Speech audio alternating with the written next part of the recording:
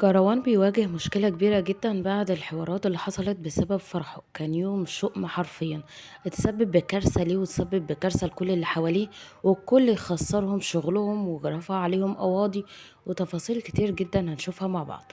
بس في الأول صلوا على النبي.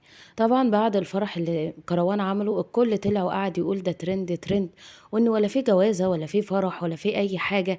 حتى سرق التليفون وسرق الشبكة، وده بقرار طلع من العروسة نفسها وأهل العروسة. لما اتفاجئنا كلنا لما كروان طلع أمر الحبس هو وأخوه، وبعد كده هما طلعوا. اتفاجئنا إن أثناء الحبس بتاعه لقينا إن العروسة راحت قدمت فيه بلاغ، وبتقول إن مفيش فرح، وإن كروان استغلها عشان يعمل ترند، وإن هما ما كتبوش كتب الكتاب، وإن هي مش مراته ولا حاجة، وإن هو ضحك عليها وكانوا متفقين على مبلغ، وطلع في الآخر نصاب. سرق الشبكة وسرق الموبايل، وفي الآخر ما ورهاش وشه، أو بمعنى أصح قال لها ملكيش حاجة عندي. فهي حبت ان هي تأمن نفسها هي واهلها، فراحوا عملوا محضر. لكن الحقيقة بخلاف ده كله، طلعوا ان هم بيكذبوا وان هم فعلا نصابين. وهقول لك ليه دلوقتي. بعد ما الموضوع انتشر وكروان اتسجن وطلع من السجن، كروان قالوا عليه ان هو جايب مأذون مزيف، وقالوا ان الموضوع لو حقيقي كان كتب الكتاب قبل ما يدخل القاعة. مع للأمانة ان في ناس كتير جدا بتحب، وعرايس كتير جدا بتحب ان هي تكتب الكتاب في القاعة. عادي جدا، بيشوفوه ان هو نوع مختلف، وان هما يعملوا حاجة جديدة عن بقية العرايس التانية. فكروان حب ان هو يشارك الفكرة مع العروسة، والعروسة وافقت. وكريم صاحب كروان كان مصور القاعة ومصور مكان المأذون قبل ما كروان يجي من الكوافير ويجيب العروسة. وبعديها على طول كروان ما كانش مصدق اللي حصل. قال انا لما نزلت من العربية كنت فاكر ان في جمهور كبير جدا واقف بره القاعة، ما كنتش متخيل ان في بره وفي جوه. انا لو اعرف ان القاعة كانت مليانة بالشكل ده ما كنتش اتحركت من العربية، وكنت اول ما وصلت القاعة يا دوب أن خدت العربية والعروسة واهل العروسة ولفيت وجريت على طول. انما انا لما نزلت ما كنتش اعرف ان انا هقابل الناس دي كلها. بعديها على طول شفنا الأخبار اللي طلعت بالتحرش وغيره وغيره، وشفنا إن الحكومة الحمد لله قبضت على كل اللي اتسبب في التحرش أو اتسبب في العنف. الحمد لله كلهم اتقبضوا عليهم، وكانوا قابضين على 16 شخص، ومن ضمنهم كروان وأخوه. وطلع قرار أو طلع كلام على الصفحة الرئيسية لوزارة الداخلية إن أخو كروان هو اللي مولع في العربية، وده بكلام كاميرات الموجودة هناك في المكان.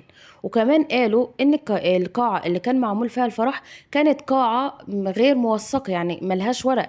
القاعة يعني موجودة 4 أشخاص مسؤولين عنها، مجرد إن هم بنوا حتة الأرضية وطلعوا بيها قاعة بدون تراخيص وبدون أي حاجة. لكن اللي حصل بعد كده إن إحنا عرفنا إن جميع القاعات على نفس الصف أو في نفس المكان الفور سيزون اللي كان كروان عامل فيه الفرح بتاعه، كل القاعات اللي هناك اتقفلت.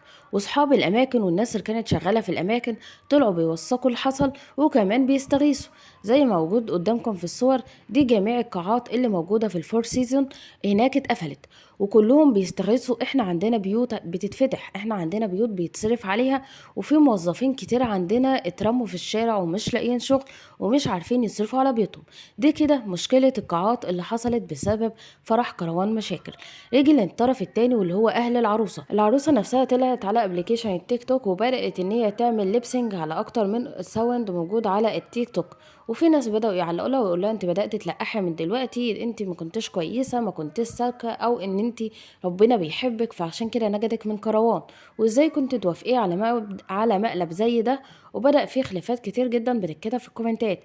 بالإضافة التانية إن عمها اللي كان طلع يوم فرحها وقعد يلقح وفتح لايف وقعد يشتم ويقول إن أنا مش هسكت ومش هسيب بنت أخويا تتجوز الشخص ده، هو دلوقتي اللي طالع مع أخوه اللي هو أبو العروسة، وبيقولوا إن كل ده كان كروان عامله علشان الشو ترند، وإن هو ما كانش يعرف أي حاجة. وبالإضافة قال إن مفيش جواز ولا أي حاجة. فطلع كروان ورد عليه وقال له لا، كان في جواز وادي الورق وادي الدليل، وانتوا عارفين ومتاكدين ان انا كنت هتجوزها وما كنتش بعمل شو ولا ترند، وان انا كنت داخل البيت من بابه، وان انا كنت عايزه اتجوزها على سنه الله ورسوله، وان انا ما كانش قصدي اي حاجه تحصل، وكل اللي حصل ده حصل خارج ارادتي، وان انا اتفاجئت زيكم بكل الناس اللي كانت موجوده في القاعه، وان انا ماليش ذنب في اي حاجه حصلت، وبنتك مراتي وعلى سنه الله ورسوله، وادى الورق اللي يثبت حاجه زي دي. مين فيكم مصدق ان الفرح الفرح ده ما كانش ترند، ومين فيكم شايف ان هو كان ترند وكان الهدف منه الربح من الداعمين، وان العربية اللي اتحرقت دي كانت مقصودة، او ان هما كانوا عاملين مسلسل ونفذوه بالظبط؟